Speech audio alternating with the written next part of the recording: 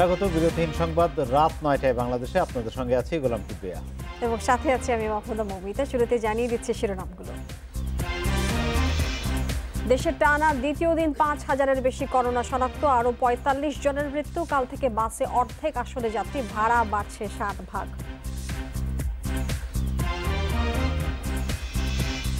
নারায়ণগঞ্জে হেফাজতের নাশকতার ৭ মামলায় আসামি প্রায় ৫,০০০। ব্রাহ্মণবাড়িয়ায় হামলার প্রতিবাদে গণমাধ্যম কর্মীদের বিক্ষোভ।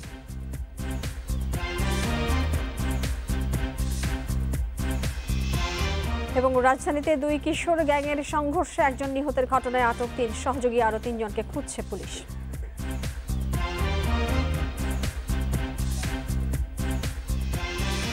শুনছিলেন শিরোনাম, এবারে পুরো খবর। গত ২ দিনেই কোভিড রোগী শনাক্ত হয়েছে ১০,০০০-এর বেশি, যা ফেব্রুয়ারির পুরো মাসের প্রায় সমান। আর গত ৭ দিনেই করোনায় মৃত্যু হয়েছে ২৫৬ জনের। সংক্রমণ প্রতিরোধ করতে না পারলে বড় সংকটের আশঙ্কা জনস্বাস্থ্য বিশেষজ্ঞদের। তাই শুধু স্বাস্থ্যবিধি মেনে চলার আহ্বান বা নির্দেশনা নয়, সরকারকে কঠোর হওয়ার পরামর্শ দিয়েছেন তারা। শেখ রাসেল গ্যাস্ট্রোলিভার হাসপাতাল, করোনা পরীক্ষার জন্য অপেক্ষা সবার। নির্ধারিত সময়ের ১.৫ ঘন্টা পর শুরু হয় কার্যক্রম। পরীক্ষা করতে আসা ব্যক্তিদের মধ্যেও স্বাস্থ্যবিধি উপেক্ষিত। এত কাছাকাছি কেন দাঁড়িয়ে আছে? আসলে ওটার জন্য আসলেই আমরা দুঃখিত, কিন্তু এটা উচিত হয় নাই। কিন্তু তারপরেও দেখেন আমরা কিন্তু সঠিকভাবে সার্ভিসটা পাচ্ছি না এদের কাছে। তাদের সিরিয়াল মেনে তার অফিসিয়াল যারা আছেন ভিতরে, নার্স, ডক্টর, তারা আসতেছে, টাকা দিচ্ছে, করে নিয়ে চলে যাচ্ছে। কিন্তু ২০-৩০ জন অলরেডি করে ফেলছে। এখানে বয়স্ক লোকেরা যারা আছে তাদের কোনো গ্রাহ্য নেই। ছুটির দিন হলেও রাজধানীর প্রতিটি হাসপাতালেই ছিল ভিড়। সারা দেশের ২২৪টি ল্যাবে ২৭,৩৫০ নমুনা পরীক্ষায় শনাক্ত ৫,০৪২ জন। ২ দিনে শনাক্ত ১০,০০০-এর বেশি রোগী। ফেব্রুয়ারিতে করোনা শনাক্ত হয়েছে ১১,০৭৭ জন। গত ৩ দিনে শনাক্ত ১৪,১৪১ জন।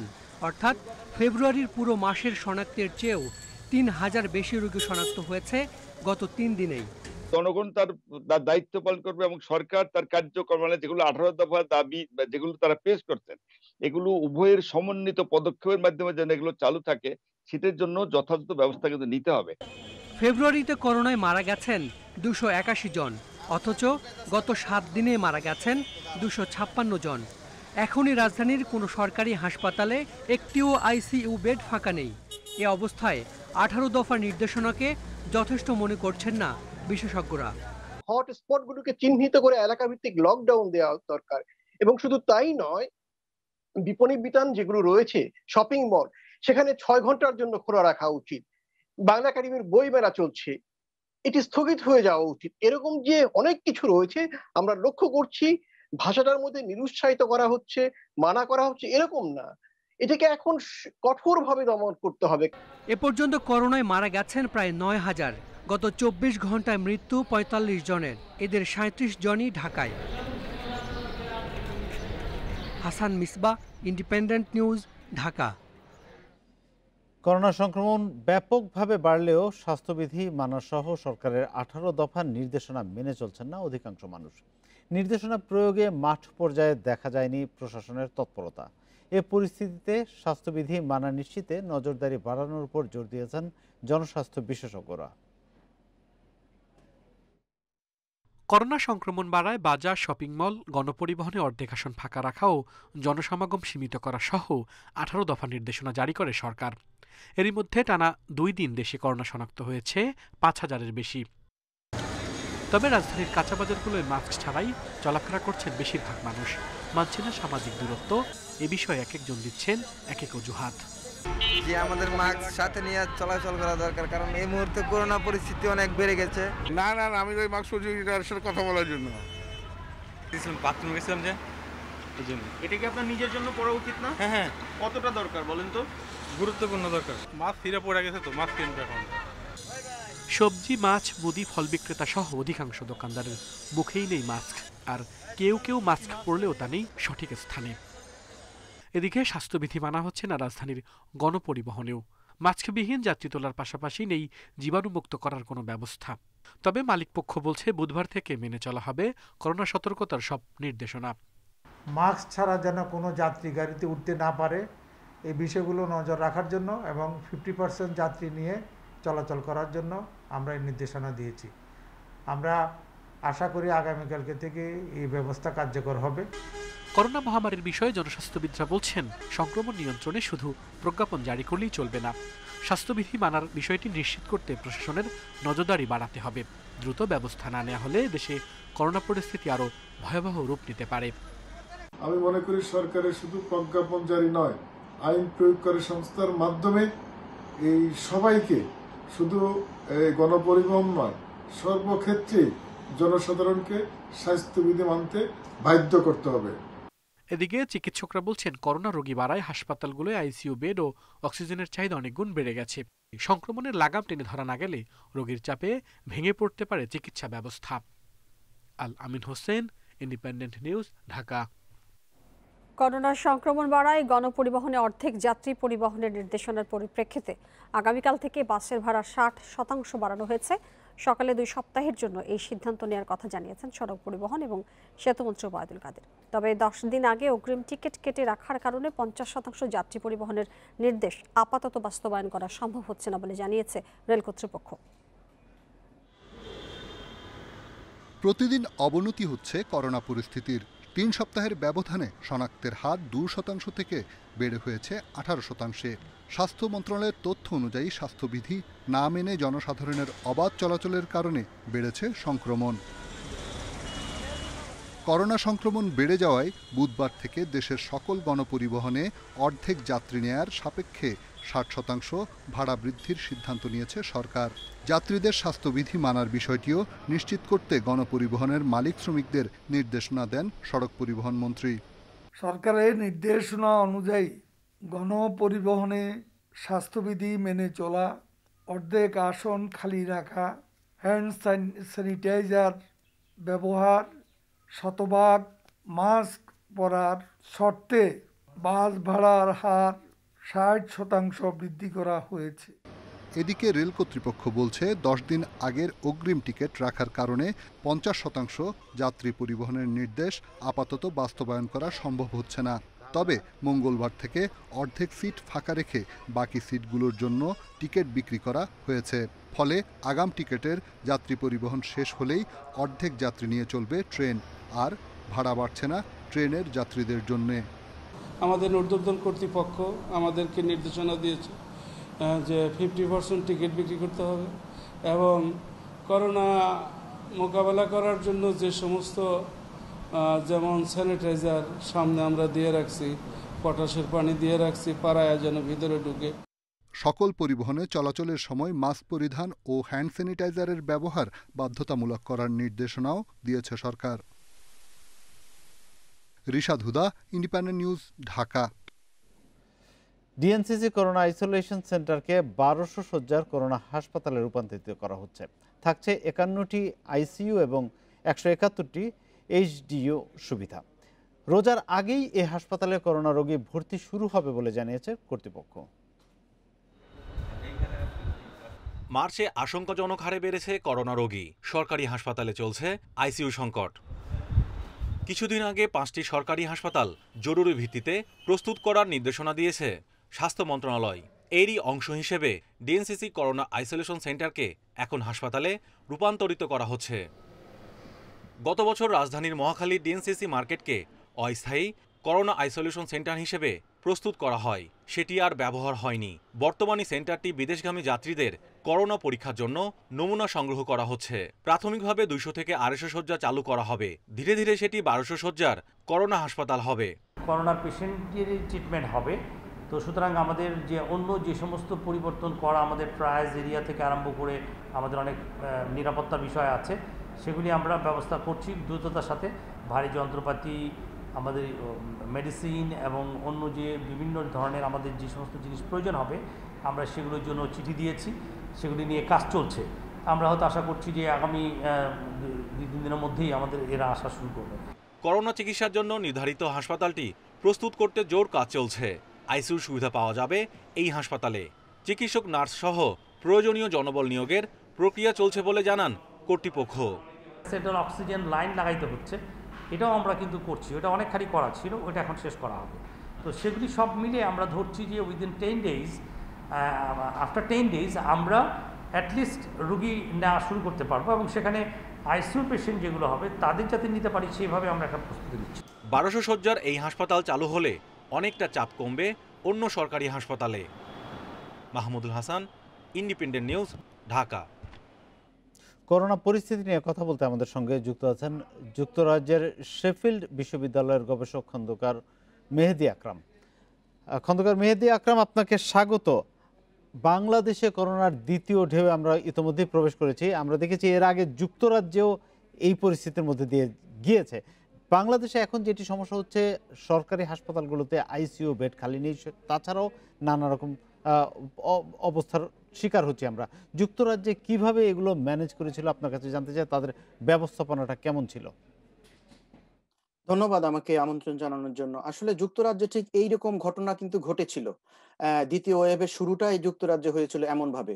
সেপ্টেম্বর থেকে আস্তে আস্তে রোগ বৃদ্ধি শুরু হলো। তারপরে নভেম্বর ডিসেম্বরে গিয়ে খুব দ্রুত আপনার প্রতিদিন যেটাকে বলা হয় দৈনিক শনাক্তের হার এবং দৈনিক শনাক্তের সংখ্যা খুব দ্রুত গতিতে বাড়লো। তো যখন এই দৈনিক শনাক্তের সংখ্যা 4 গুণে পৌঁছালো, তার মানে 3 সপ্তাহের ব্যবধানে বা 2 সপ্তাহের ব্যবধানে যখন 4 গুণ হয়ে গেল দৈনিক শনাক্তের সংখ্যা, তখনই কিন্তু আপনার ইউকেতে ন্যাশন ওয়াইড লকডাউন দেওয়া হলো। তার সারা ইউকেতে একদম কঠোর যেটাকে বলা হয় কঠোর লকডাউন সেটা দেওয়া হলো এবং সেটা এখন শিথিল করা হচ্ছে আপনার মার্চের 8 তারিখ থেকে। যখন থেকে লকডাউন দেওয়া হলো তার 1 সপ্তাহ 2 সপ্তাহ পর থেকেই কিন্তু পরিস্থিতি আবার কন্ট্রোলের ভিতরে আসতে থাকলো। মানে প্রতিদিন শনাক্তের হার আস্তে আস্তে কমতে থাকলো। এটাই এভাবেই ঘটনাটা ঘটে। বাংলাদেশে যদি দেখি, বাংলাদেশের পরিস্থিতি বর্তমানে যুক্তরাজ্যের দ্বিতীয় ওয়েভের চেয়ে ভয়াবহ। তার কারণ হচ্ছে আপনারা যদি দেখেন যে 2-3 তারিখে আমাদের বাংলাদেশে কিন্তু 500 অ্যারাউন্ড 500 প্রতিদিন রোগ শনাক্তের সংখ্যা ছিল। এখন সেটা 22-23 দিনের ভেতরে পৌঁছে গেল কততে? 5000-এর ওপরে। তার মানে 10 গুণ বৃদ্ধি হলো। এই 10 গুণ বৃদ্ধি হওয়ার পরও বাংলাদেশে কিন্তু লকডাউনের তেমন কোনো আলামত দেখা যাচ্ছে না। যে 18 দফা দেওয়া হয়েছে, একটা গভর্নমেন্টের যে একটা ইনস্ট্রাকশন দেওয়া হয়েছে, এটা কিন্তু আসলে স্ট্রিক্ট লকডাউন না। এই যে একটা ঢিলে ঢালা লকডাউন বলেন বা যেটাকে বলা হয় লিকি লকডাউন, তার মানে আপনি একদিকে অনুরোধ করবেন। আমি একটু বলি, কিছুক্ষণ আগে আমরা কথা বলছিলাম ঢাকার সিভিল সার্জনের সঙ্গে। তিনি যেটি জানিয়েছেন যে প্রাথমিক অবস্থায় 18 দফা নির্দেশনা আছে, পর্যায়ক্রমে প্রয়োজন বোধে সেটিকে আরো হয়তো মানে কঠোর করা হবে, এমন একটা চিন্তা ভাবনা আছে। আপনি কি মনে করছেন যে এখনই কঠোর অবস্থানে যাওয়ার সময় এসে গেছে? এখনই মানে আগামীকাল থেকেই, যেহেতু ঘটনাটা ঘটছিল, যেহেতু 3000 আমরা দেখছি লাস্ট 5 ডেজ, মানে 5000 পার ডেতে আসার আগে, তার আগে 3-4 দিন ছিল 3000 করে শনাক্ত। তখনই তো এই ডিসিশন নেওয়া উচিত ছিল, কারণ তখনই কিন্তু আপনার অনেক গুণ বেড়ে গেছে। সো আমি যেটা মনে করি, গভর্নমেন্টকে এখনই কঠোরভাবে লকডাউন দিতে হবে, কম করে হলেও 1 মাস, তারপরে তারা বিবেচনায় আনবে এবং এই কঠোর লকডাউনের ভেতরে আইনের মাধ্যমে যেতে হবে। মানে এমন না যে এটা করা যাবে না, ওটা করা যাবে না, কঠোরভাবে আসলে প্রয়োগ করতে হবে। অনেক ধন্যবাদ মেহেদী আকরাম আপনাকে আমাদের সঙ্গে যুক্ত থাকার জন্য। এদিকে বিশ্বে করোনায় মোট প্রাণহানি ছাড়িয়েছে 28 লাখ। একদিনে 7,500-এর বেশি মৃত্যু নিয়ে মোট প্রাণহানি 28,04,000 ছাড়িয়েছে। নতুন শনাক্ত 4,41,000। এই নিয়ে মোট আক্রান্তের সংখ্যা ছাড়িয়েছে 12,82,00,000। 24 ঘন্টায় সবচেয়ে বেশি 1,900 জনের মৃত্যু হয়েছে ব্রাজিলে। দেশটিতে তরুণদের মধ্যে সংক্রমণ বাড়ছে বলে জানিয়েছে কর্তৃপক্ষ। ভাইরাস সংক্রমণের ঊর্ধ্বগতিকে কেন্দ্র করে চাপের মুখে থাকা ব্রাজিলের প্রেসিডেন্ট জায়ের বলসোনারো 6 মন্ত্রণালয়ের দায়িত্বে থাকা কর্মকর্তাদের সরিয়ে নতুন 6 জনকে নিয়োগ দিয়েছেন। একদিনে সর্বোচ্চ 59,000 রোগী শনাক্ত হয়েছে যুক্তরাষ্ট্রে, মারা গেছে 639 জন। বাইডেন প্রশাসন মাস্ক পরার ওপর জোর দিলেও আগামী সপ্তাহ থেকে অ্যালাবামা রাজ্যে শিথিল করা হয়েছে নিষেধাজ্ঞা। এদিকে ইতালিতে ফের বেড়েছে করোনার বিস্তার। একদিনে 417 জন মারা গেছে দেশটিতে। এপ্রিলে জনসন অ্যান্ড জনসনের 20 কোটি টিকার ডোজ ইউরোপে পাঠানো হবে বলে জানিয়েছে কর্তৃপক্ষ। পাকিস্তানের প্রধানমন্ত্রী ইমরান খানের পর এবার করোনা আক্রান্ত হয়েছেন দেশটির প্রেসিডেন্ট আরিফ আলভি। করোনা সংক্রমণের হার 12% ছাড়িয়ে যাওয়ায় 1 এপ্রিল থেকে লকডাউন কার্যকর হচ্ছে পাকিস্তানের পাঞ্জাব প্রদেশে। পেশোয়ার প্রদেশের 8টি অঞ্চলে সোমবার থেকে সব ধরনের যান চলাচলও বাতিল করা হয়েছে। তবে সংক্রমণ কিছুটা কমায় নিষেধাজ্ঞা শিথিল করছে ব্রিটিশ সরকার। অস্ট্রেলিয়ার কুইন্সল্যান্ড প্রদেশে নতুন করে ৮ জন রোগী শনাক্ত হয় ৩ দিনের লকডাউন জারি করেছে সরকার। ভারতে একদিনে ২৬৬ জনের মৃত্যু এবং ৫৬,০০০ নতুন রোগী শনাক্ত হয়েছে। সংক্রমণ বাড়লেও ফের লকডাউন জারি করা হবে না বলে জানিয়েছেন কর্ণাটকের মুখ্যমন্ত্রী। Lutfa Fauzia, independent news. ব্রাহ্মণবাড়িয়ায় হেফাজতের তাণ্ডবের সময় প্রেস ক্লাবে অগ্নিসংযোগ এবং সাংবাদিক নির্যাতনের ঘটনায় বিক্ষোভ ও প্রতিবাদ সভা করেছেন স্থানীয় সাংবাদিকরা। দুপুরে প্রেস ক্লাবের সামনে থেকে বিক্ষোভ মিছিল শুরু হয়ে শহরের বিভিন্ন এলাকা প্রদক্ষিণ করে। পরে প্রেস ক্লাবের সামনে অনুষ্ঠিত হয় প্রতিবাদ সভা। এ সময় বক্তারা সাংবাদিকদের ওপর হামলা সহ জেলা জুড়ে হেফাজতের তাণ্ডবের নিন্দা জানিয়ে দোষীদের চিহ্নিত করে বিচারের আওতায় আনার দাবি জানান। এদিকে তাণ্ডবের ঘটনায় এখনও কোনো মামলা হয়নি। শুক্র, শনি ও রোববার হামলায় জেলা প্রেস ক্লাব সভাপতি সহ বেশ কয়েকজন গণমাধ্যম কর্মী আহত হন। জ্বালিয়ে দেওয়া হয় প্রেস ক্লাব সহ শহরের কয়েকটি গুরুত্বপূর্ণ স্থাপনা।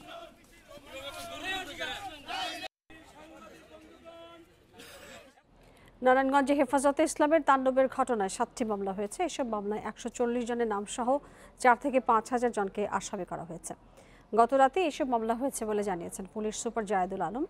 এর মধ্যে সিদ্ধিরগঞ্জ থানায় 5টি এবং রূপগঞ্জ থানায় 1টি মামলা করেছে পুলিশ।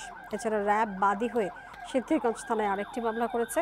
রোববার ঢাকা চট্টগ্রাম মহাসড়কের শিমরাইল সানারপাড়া এলাকায় পুলিশ এবং গণমাধ্যম কর্মীদের উপর হামলা, গাড়িতে অগ্নিসংযোগ এবং দোকানপাটে ভাঙচুর চালায় হেফাজতের নেতাকর্মীরা। এসব ঘটনায় 10 গণমাধ্যম কর্মী সহ অর্ধশতাধিক ব্যক্তি আহত হন। এ সময় 7টি কাভার্ড ভ্যান, 6টি ট্রাক সহ অন্তত 20টি যানবাহন জ্বালিয়ে দেওয়া হয়।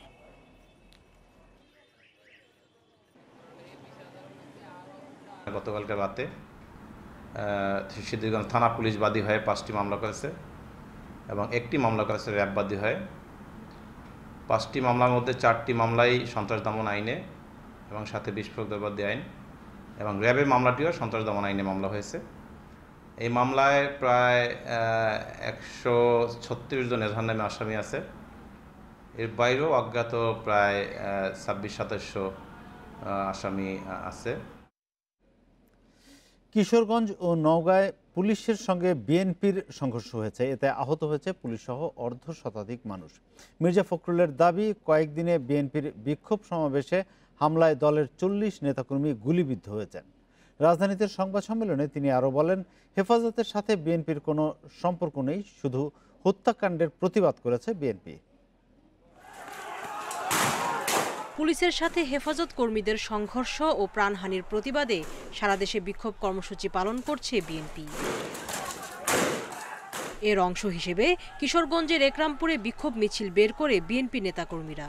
এতে পুলিশ বাধা দিলে শুরু হয় সংঘর্ষ। এতে 3 পুলিশ সহ অন্তত 15 জন আহত হন।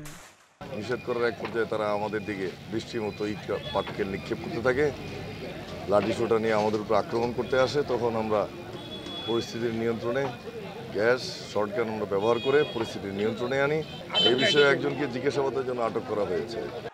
নওগাঁতেও পুলিশের সঙ্গে বিএনপির নেতাকর্মীদের সংঘর্ষ বাধে। আহত হয় 7 পুলিশ সহ কমপক্ষে 50 জন।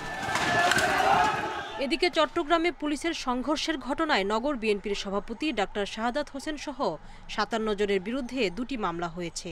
গ্রেপ্তার করা হয়েছে 16 জনকে। এ পরিস্থিতিতে বিএনপির গুলশান কার্যালয়ে সংবাদ সম্মেলন ডাকেন মির্জা ফখরুল। তিনি অভিযোগ করেন, বিএনপির বিক্ষোভ সমাবেশে হামলা চালিয়েছে পুলিশ ও আওয়ামী লীগের নেতাকর্মীরা। পুলিশ ও আওয়ামী সন্ত্রাসীদের ন্যাক্কারজনক হামলা ও পুলিশের গুলিবর্ষণ, নেতাকর্মীদেরকে আহত গ্রেফতার করার ঘটনার আমি তীব্র নিন্দা ও প্রতিবাদ জানাচ্ছি। হেফাজতের সঙ্গে আমাদের কিন্তু এই প্রোগ্রামগুলোতে কোনো সংস্রব নেই। আমরা হেফাজত একটি রাজনৈতিক সংগঠন নয়। আমরা সরকার যেহেতু এই হত্যাকাণ্ড করেছে, সেই হত্যাকাণ্ডের প্রতিবাদ আমরা করছি। এ সময় বিএনপির নেতাকর্মীদের অবিলম্বে মুক্তি দাবি করেন তিনি। সুলতানা জাহান মিতু, ইন্ডিপেন্ডেন্ট নিউজ, ঢাকা। দেশের সব ধরনের ভিন্ন মত রাজনীতিকে দমন করা হচ্ছে এবং বাক স্বাধীনতা হরণ করা হচ্ছে বলে মন্তব্য করেছেন গণস্বাস্থ্য কেন্দ্রের প্রতিষ্ঠাতা এবং ট্রাস্টি ডক্টর জাফরুল্লাহ চৌধুরী। মঙ্গলবার জাতীয় প্রেস ক্লাবে নতুন রাজনৈতিক দল নৈতিক সমাজের আত্মপ্রকাশের অনুষ্ঠানে বিশেষ অতিথির বক্তব্যে এই কথা বলেছেন তিনি। ডক্টর জাফরুল্লাহ বলেছেন, ভয়ভীতি ঝেড়ে ফেলে রাস্তায় নেমে প্রতিবাদ করতে হবে। অনুষ্ঠানে প্রধান অতিথি হিসেবে ভার্চুয়ালি যুক্ত ছিলেন গণফোরামের সভাপতি ডক্টর কামাল হোসেন। তিনি বলেন, সাধারণ মানুষ সত্যের পক্ষে, অন্যায়ের বিরুদ্ধে সবাইকে ঐক্যবদ্ধ হওয়ার আহ্বান জানিয়ে ডক্টর কামাল বলেন, অনৈতিক অসৎ মানুষদের সাধারণ জনগণ ঘৃণা করে, তাই রাজনীতিতে সৎ লোককে সুযোগ দিতে হবে। নবগঠিত দল নৈতিক সমাজের নেতৃত্ব দিচ্ছেন সাবেক রাষ্ট্রদূত এবং রাজনীতিবিদ অবসরপ্রাপ্ত মেজর জেনারেল আমিন।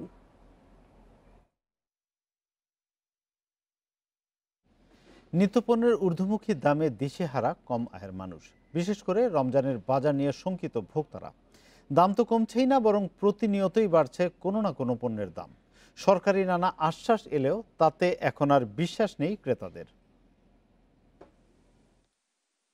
রাজধানীর মোহাম্মদপুরের বাসিন্দা রশিদুজ্জামান চাকরি থেকে অবসর নিয়েছেন গত বছর করোনা শুরুতে। চাকরি না থাকলেও প্রতি মাসে মেটাতে হচ্ছে গ্যাস, বিদ্যুৎ বিল সহ নিয়মিত বাজার খরচ। নিত্যপণ্যের দাম বাড়ায় এখন পারিবারিক প্রয়োজন অনুযায়ী ব্যয় করতেই হিমশিম খেতে হয় তাকে। আমার তো ইনকাম নাই আর কি, খালি খরচ, তার মধ্যে যদি এডিশনাল খরচটা আসে, আমি তো প্রতি মাসের বাজেট কিন্তু আমি করে নেই। তো এই যে বাজেটের এক্সেস, বাজেটটা কোথা থেকে আসবে? এবং এই যে এখন যদি এক্সেসটা খরচ হয়, পরবর্তীতে আমার আরও সাফারিংস হবে। চাল, ডাল, সাথে আটা, চিনি, আবার মুরগি, গরুর মাংস কিংবা পেঁয়াজ, রসুন, স্বস্তি নেই কোনো পণ্যেই। সরকারি হুঁশিয়ারি তোয়াক্কা না করে দাম বাড়াচ্ছেন ব্যবসায়ীরা। মোটা চাল কিনতে হচ্ছে প্রায় 50 টাকা কেজি দরে। সয়াবিন তেলের লিটার এখন 140 টাকা। টিসিবির হিসাবে এক বছরে দাম বেড়েছে 34%। টোটালি আউট অফ কন্ট্রোল, যেটা প্রতি বছরই আমরা দেখি, এখনও দেখছি। এ ব্যাপারে যারা ক্রেতা, ইভেন যারা বিক্রেতা, ব্যবসায়ী, তাদেরও সচেতন হওয়া উচিত। ভোক্তা অধিকার নিয়ে কাজ করা সংগঠন ক্যাব বলছে, করোনার সময়ে মানুষের আয় কমলেও ব্যয় কমেনি, বরং নিত্যপণ্যের দামের ঊর্ধ্বমুখী প্রবণতা চাপে ফেলেছে স্বল্প আয়ের মানুষকে। ভোক্তার জন্য খুবই কষ্ট হচ্ছে। ভোক্তাদের রীতিমতো কিছু কিছু ব্যবসায়ী যেমন ভোক্তাদের দূর করে ডাকাতি করার মতো অবস্থা করতেছে। বাজারে গেলে পণ্যের যেই দাম বাজারে থাকার কথা সেই দাম তো নাই, বরং তার চেয়ে আরো অনেক বেশি দামে মানুষকে পণ্য ক্রয় করতে হচ্ছে। সরকার যদি এই ব্যবস্থা দূর করতে হলে সরকারকে আরো বেশি কঠোর হতে হবে। নিত্যপণ্যের বাড়তি দামের লাগাম টানতে বাজার তদারকির পাশাপাশি টিসিবির কার্যক্রমকে জোরদারের তাগিদ ক্যাবের। Shahida Ahmed, independent news, Dhaka. Cigarette খাওয়া নিয়ে বিরোধীর জেরে প্রাণ হারাতে হয়েছে নবম শ্রেণীর ছাত্র অনন্তকে। পুরান ঢাকার সদরঘাটের লালকুঠির ঘাট এলাকায় শবে বরাতের রাতে ঘটেছে এই ঘটনা। এরই মধ্যে আটক করা হয়েছে ফেরদৌস সহ 3 জনকে। আরও 3 জনকে ধরতে অভিযান চালাচ্ছে পুলিশ। শবে বরাতের রাতে নামাজ পড়ার কথা বলে বাসা থেকে বের হয় নবম শ্রেণীর ছাত্র অনন্ত, কিন্তু সাজুসহ অন্য বন্ধুদের নিয়ে আড্ডা দিতে যায় সদরঘাটের লালকুঠির ঘাট এলাকায়। সেখানে সিগারেট খাওয়া নিয়ে অনন্ত ও তার বন্ধুদের সাথে কথা কাটাকাটি হয় আরেক দল কিশোর ফেরদৌস গ্রুপের। এ সময় অনন্তকে ছুরি দিয়ে আঘাত করে ফেরদৌস সহ কয়েকজন। আহত হয় সাজু ও অনন্ত। রাতেই তাদের ঢাকা মেডিকেলে নেওয়া হলে অনন্তকে মৃত ঘোষণা করেন চিকিৎসক। ঢাকা মেডিকেল আছে, ও পায়ে ব্যথা পেয়েছে। আমরা তাদের তৎক্ষণাৎ দূরে গেলাম, তো দেখলাম যে বললো যে ওইরা বললো যে মারা গেছে, স্পটে মারা গেছে। ঘটনায় জড়িত কেউই সূত্রাপুর থানা এলাকার বাসিন্দা নয়। ওয়ারি, কেরানীগঞ্জ সহ আশপাশের এলাকা থেকে সদরঘাটে আসে এসব কিশোর। এই ঘটনায় 3 জনকে আটক করেছে সূত্রাপুর থানা পুলিশ। ছুরির আঘাত করেছিল, সে আটক আছে। তার সাথে আরেকজন, সেও তার হাতে ছুরিটা ছিল, তার কাছে কেড়ে নিয়ে সে স্ট্যাব করেছে। এই 2 জন সহ আরেকজন আটক আছে। আমরা 6 জনের কথা শুনেছি। এর আগে 11 মার্চ অনন্তকে ছুরিসহ আটক করেছিল পুলিশ। পরে মুচলেখা দিয়ে ছাড়িয়ে নেয় তার বাবা। নিহত অনন্ত স্থানীয় জুবলি স্কুলের নবম শ্রেণীর ছাত্র ছিল বলে জানিয়েছে পরিবার। বনিবনে কামাল, ইন্ডিপেন্ডেন্ট নিউজ, ঢাকা। রাত 9টায় বাংলাদেশে এবার খেলার খবর জানিয়ে দিচ্ছে শিরোনামগুলো।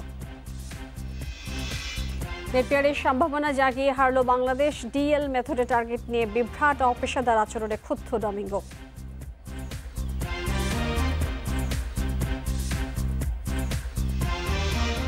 সালাউদ্দিনের সাথে কথা বলেই ফাইনালের ছক সাজিয়েছিলেন জেমিদে। ব্যর্থতায় কোচের কাঠগড়ায় ঘরোয়া লিগ।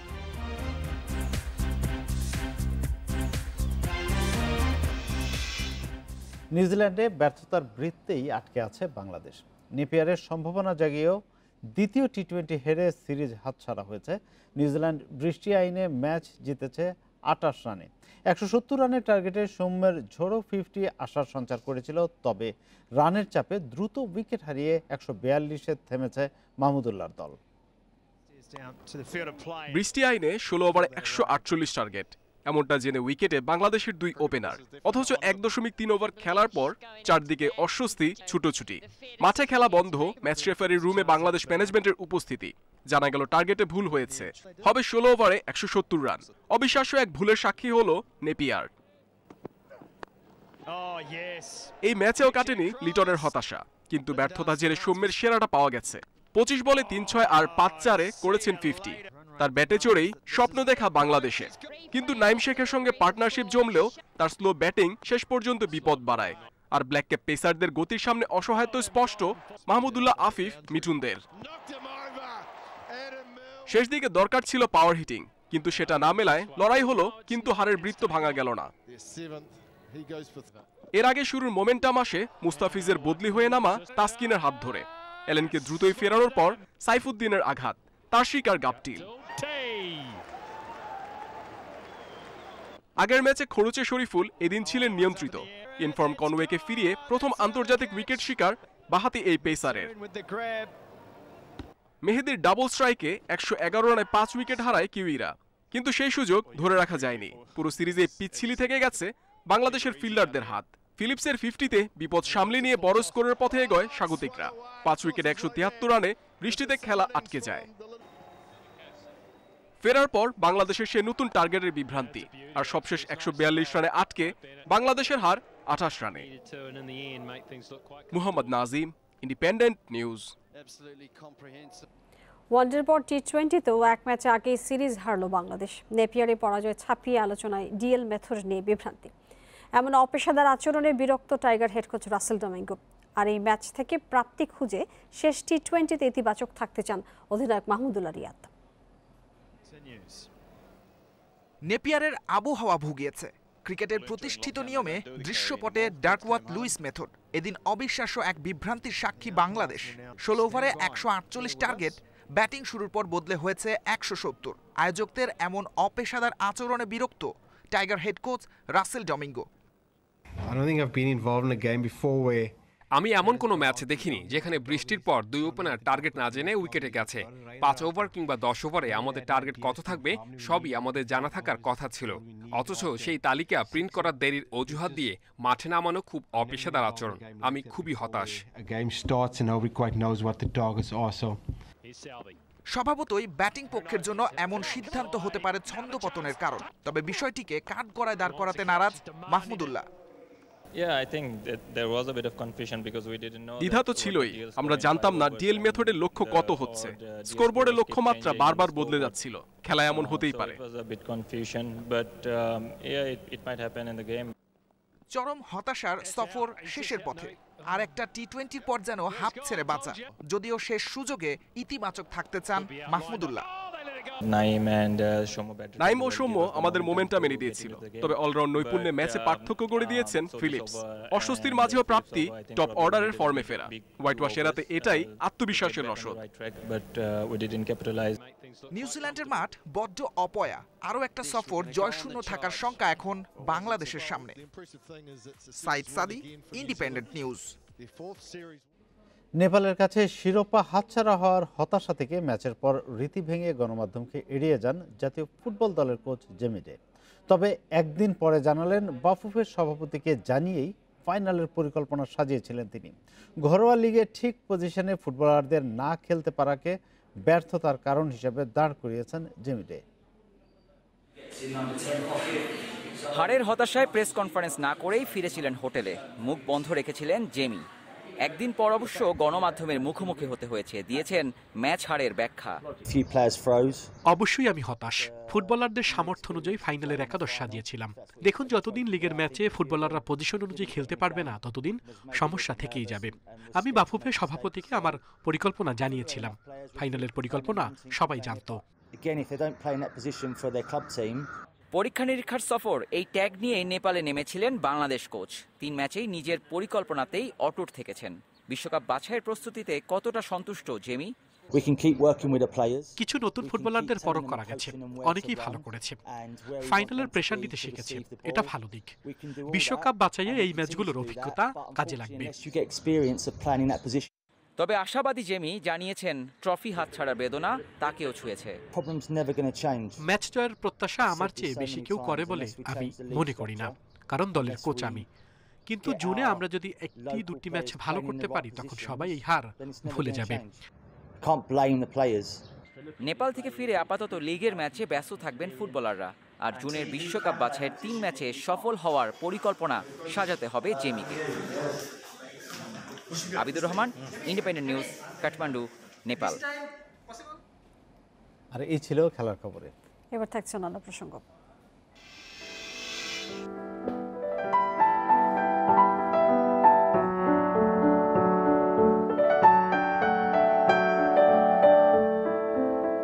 কোভিড-19 মহামারীতে বিশ্বজুড়ে পিপিইর ব্যবহার বেড়েছে। সেই ব্যবহৃত পিপিই দিয়ে এবার তোশক তৈরির উদ্যোগ নিয়েছেন ভারতীয় নকশাকার লক্ষ্মী মেনন। দক্ষিণ ভারতে নারীরা ফেলে দেয়া পিপিই পুনরায় ব্যবহার করে তৈরি করছেন তোশক। দেশটির কেরালায় ছোট একটি কারখানায় চলছে এই কাজ। বিশ্বজুড়ে পরিবেশবিদদের কাছে স্বীকৃতি পেয়েছে এই তোশক তৈরির উদ্যোগ।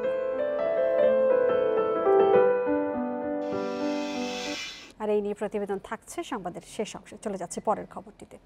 ডিজিটাল নিরাপত্তা আইনের সাংবাদিকরা যাতে হয়রানির শিকার না হন সে বিষয়ে সরকার সজাগ আছে বলে জানিয়েছেন তথ্য এবং সম্প্রচার মন্ত্রী ডক্টর হাসান মাহমুদ। দুপুরে রাজধানীতে ঢাকা রিপোর্টার্স ইউনিটিতে স্বাধীনতার 50 বছরে গণমাধ্যমের অর্জন এবং চ্যালেঞ্জ শীর্ষক এক আলোচনা অনুষ্ঠানে এই কথা বলেছেন তিনি। তথ্যমন্ত্রী জানিয়েছেন এই আইন নিয়ে আরও আলোচনা হতে পারে। বলেন, বাংলাদেশের গণমাধ্যম যে স্বাধীনতা ভোগ করে বিশ্বের অনেক উন্নত দেশেও সেটি নেই। তিনি বলেন, গণমাধ্যমকেও দায়িত্বশীল হতে হবে যাতে অন্যের স্বাধীনতা হরণ না হয়। আইনের যাতে অপপ্রয়োগ না হয়, আমিও আইনের অপপ্রয়োগের অবশ্যই বিরুদ্ধে, এবং এখানে যাতে কোনো সাংবাদিক অহেতুক নিগৃহীত না হয়। আরও কিভাবে এই ক্ষেত্রে এই আইনের মাধ্যমে সাংবাদিকদের সুরক্ষা যাতে দেওয়া যায়, এই আইনের অপপ্রয়োগ যাতে কোনো সাংবাদিকের উপর না হয়, সেটি নিয়ে আমিও আপনাদের সাথে প্রতিনিয়ত আলোচনায় থাকি, এবং এখানে যে জামিন হয় না তা নয়। বঙ্গবন্ধুর জন্মশতবার্ষিকী উপলক্ষে বরিশালে প্রদর্শিত হয়েছে সর্ববৃহৎ মানব লোগো। বিকেলে বঙ্গবন্ধু উদ্যানে বরিশাল সিটি কর্পোরেশনের উদ্যোগে করা লোগোটি তৈরিতে অংশ নেন 7,752 ছাত্রলীগ, যুবলীগ এবং আওয়ামী লীগের নেতাকর্মী। ধারণা করা হচ্ছে এটি বিশ্বের কোনো নেতার সর্ববৃহৎ মানব লোগো। স্বাস্থ্যবিধি মেনে এবং সবার জন্য মাস্ক নিশ্চিত করে তৈরি করা হয় 1,24,032 বর্গফুটের মানব লোগো। বিশাল আকৃতির এই লোগো তৈরির জন্য পুরো উদ্যানটিকে স্ল্যাব দিয়ে 912 ভাগে বিভক্ত করা হয়। মানব লোগোর প্রদর্শনী দেখতে দূর দূরান্ত থেকে হাজির হন উৎসুক জনতা।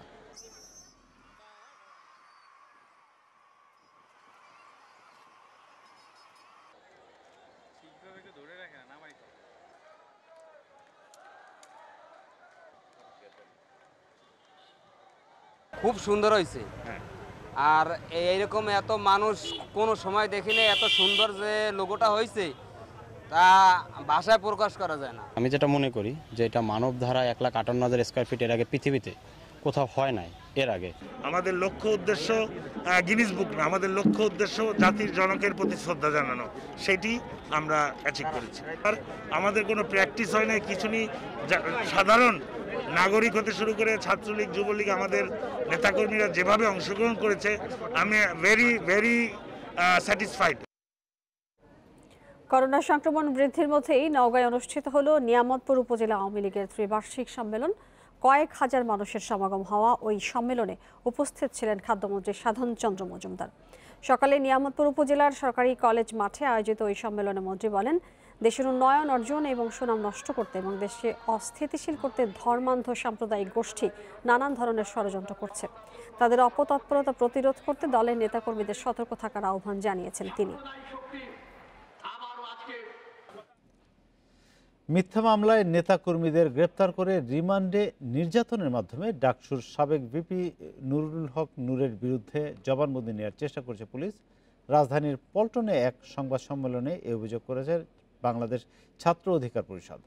ছাত্র পরিষদের যুগ্ম আহ্বায়ক বিন ইয়ামিন মোল্লা বলেন, ভারতের প্রধানমন্ত্রী নরেন্দ্র মোদীর আগমনের বিরোধিতা করে শান্তিপূর্ণ আন্দোলন করলেও পুলিশ নাশকতার মিথ্যা মামলা দিচ্ছে।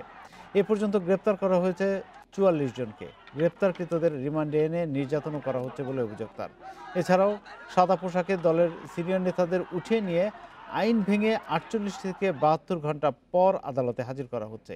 এ পর্যন্ত ৩ জনকে আদালতে হাজির করলেও এখনও নিখোঁজ সংগঠনের যুগ্ম আহ্বায়ক নাজমুস সাকিব। সিলেট থেকে তাকে উঠিয়ে নেওয়ার অভিযোগ ছাত্র অধিকার পরিষদের। বাংলাদেশ ভারত তিস্তা চুক্তির ৪০ বছর পার হলো। চুক্তির পর প্রায় ৩ দশক বাংলাদেশে এই নদীর পানি নিয়ে বড় কোনো সমস্যা না হলেও পরের রাজনীতির কবলে পড়ে মরুভূমির রূপ নিয়েছে খরস্রোতা তিস্তা। চীন সিকিম লাগোয়া হিমবাহ গলা পানি থেকে উৎপত্তি তিস্তার। এই নদী পশ্চিমবাংলার দার্জিলিং জলপাইগুড়ি হয়ে পড়েছে বাংলাদেশে। তবে চিরচেনা সেই খরস্রোত হারিয়ে নিষ্প্রাণ তিস্তা কোনো কোনো অংশে জীর্ণ হয়ে পড়ে আছে পারাপারের ডিঙি নৌকো, জেগেছে বিশাল চর, সেখানে আছে জনবসতি, হচ্ছে চাষাবাদ। তিস্তা রক্ষার দাবিতে কয়েক দশক ধরে কাজ করছেন শিক্ষাবিদ জাতিশ্বর ভাদুরী এবং রাজা রাউত। তারা বলছেন, উৎস এলাকায় ব্যাপক গাছ কাটায় পাহাড়ে পথ বদলাচ্ছে জলধারা, মরার ওপর খাড়ার ঘা হয়ে এসছে একের পর এক বাঁধ আর জলবিদ্যুৎ কেন্দ্র। আমরা চাইছি যে নদীর যে স্বাভাবিক বহমানতা সেটা যেন বজায় থাকে, এটাকে সামনে রেখে দুই দেশ চুক্তি করুক এবং তার জল বন্টন যার যেরকম প্রয়োজন আছে সেই ভিত্তিক করুক, অবশ্যই প্রাকৃতিক যে সিস্টেম আছে তিস্তার যে নিজস্বতা আছে সেটাকে বজায় রেখে। সম্প্রতি শিলিগুড়ির সভায় মমতা ব্যানার্জি বলেছেন, আমরা বাঁচলে তবে বাংলাদেশকে পানি দেব। রাজনৈতিক এই বক্তব্যের উত্তাপ লেগেছে কিন্তু কৃষকদের মধ্যে।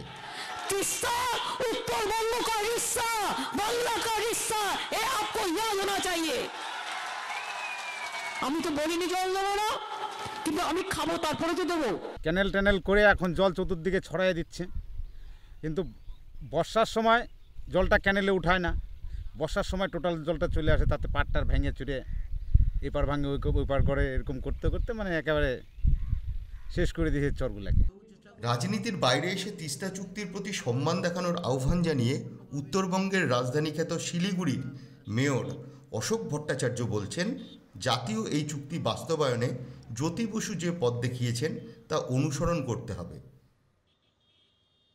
বরফ গলা জলে যে নদীর উৎপত্তি, সেখানে যেভাবে নির্বিচারে গাছ কাটা থেকে নানা রকমের সমস্যা যেখানে তৈরি করা হয়েছে, সেগুলোকে বন্ধ করে নদীকে তার আপন বেগে চলতে দিতে হবে, তবেই হয়তো তিস্তা তার পুরনো রূপ ফিরে পেতে পারবে।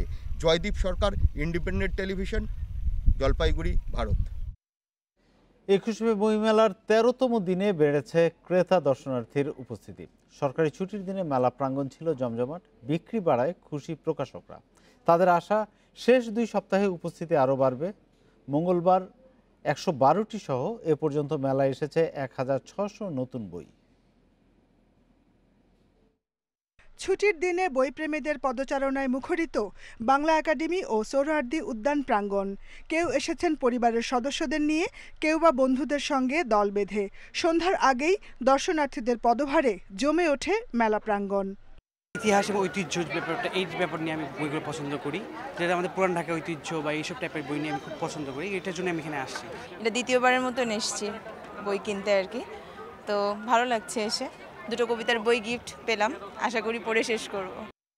দর্শনার্থীর সংখ্যা ও বিক্রি বাড়ায় হাসি ফুটেছে প্রকাশকের মুখে। তারা বলছেন, এখন যারা আসছেন তাদের অনেকেই তালিকা ধরে বই কিনছেন। করোনা পরিস্থিতিতে যারা মেলায় এসেছে প্রায় অধিকাংশই ছিল ক্রেতা।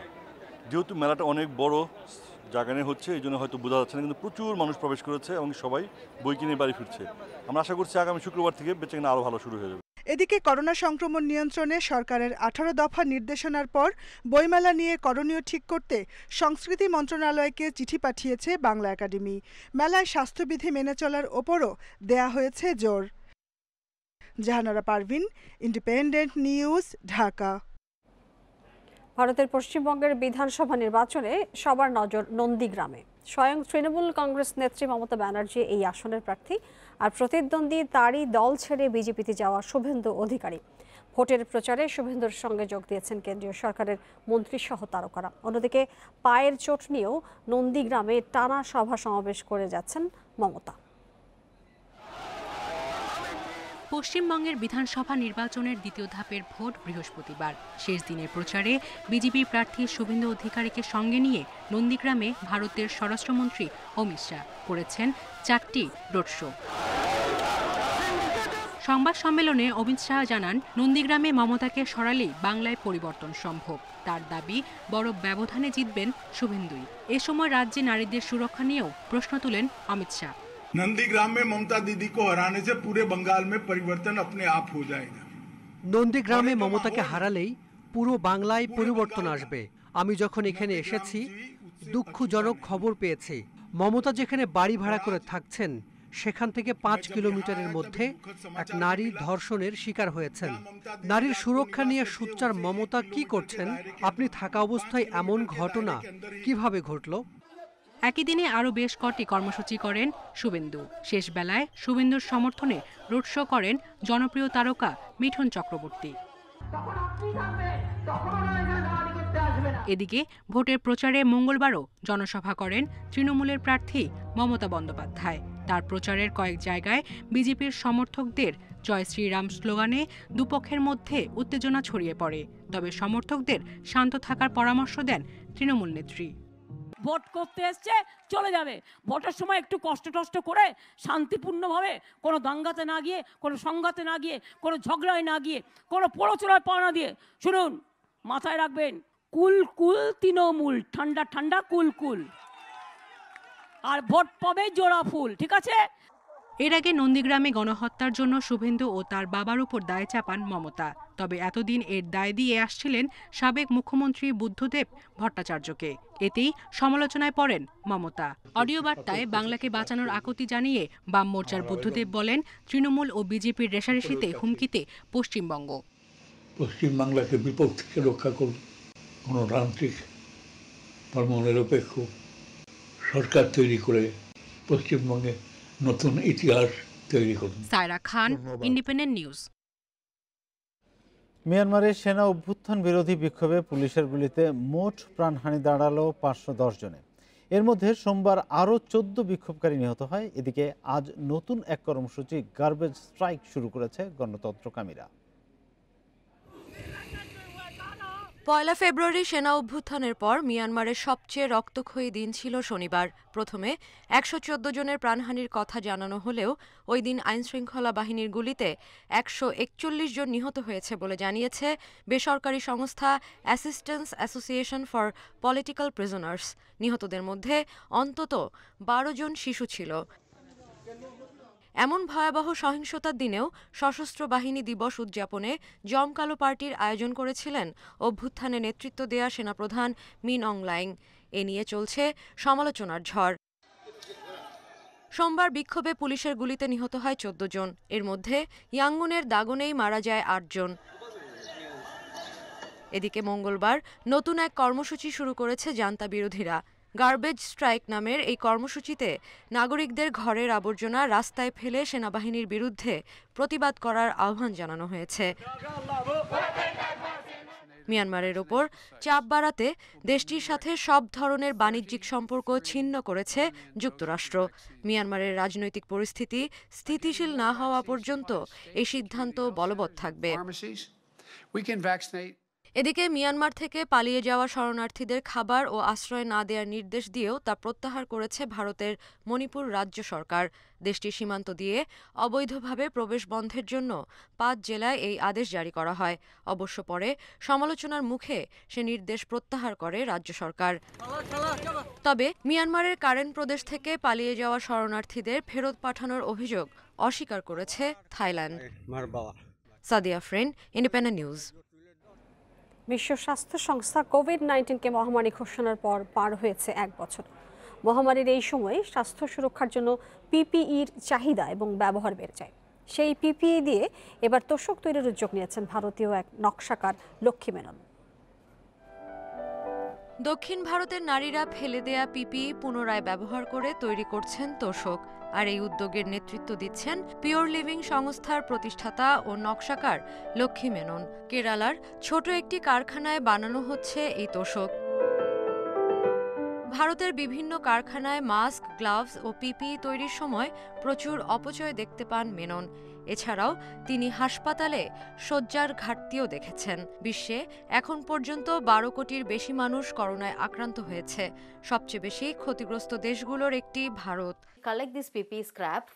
আমরা প্রথমে পিপিইগুলো কারখানা থেকে সংগ্রহ করি, এরপর সেগুলো দিয়ে তোশক বানাই। এই তোশকগুলো বড় একটি জনগোষ্ঠীর উপকারে আসবে, বিশেষ করে হাসপাতাল এবং গৃহহীন মানুষদের জন্য। মেননের মতে ব্যাঙের ছাতার মতো পিপিই তৈরির কারখানা তৈরি হয়েছে ভারতে। একই সাথে বেড়েছে অপচয় ও বর্জ্যের পরিমাণ। এই অপচয় ও বর্জ্যের পরিমাণ কমাতেই এই উদ্যোগ হাতে নেন তিনি। মেননের পিপিই থেকে তৈরি এই তোশকগুলো সম্পূর্ণ হাতে তৈরি। এগুলো ওজনে খুবই হালকা, তাই বহন করাও বেশ সহজ। এছাড়া এই তোশকগুলো বিক্রির জন্য তৈরি করেন না মেনন। এগুলো দুস্থ মানুষ এবং বেসরকারি সংস্থায় দান করেন তিনি। আমরা অনলাইনের মাধ্যমেও বিভিন্ন দেশের মানুষকে পিপিই দিয়ে তোশক তৈরির প্রশিক্ষণ দিচ্ছি। ব্রাজিল, অস্ট্রেলিয়া, দক্ষিণ কোরিয়া ও আফ্রিকা থেকেও এই তোশকের অর্ডার পাচ্ছি। আমরা একটি ওয়েবসাইটও তৈরি করেছি। আর এই ছিল এখনকার সংবাদে। ইন্ডিপেন্ডেন্ট টেলিভিশনের সব খবরের আরো বিস্তারিত জানতে চোখ রাখুন ফেসবুক, ইউটিউব এবং টুইটারে। সাথে থাকার জন্য আপনাদের সবাইকে ধন্যবাদ জানাচ্ছি।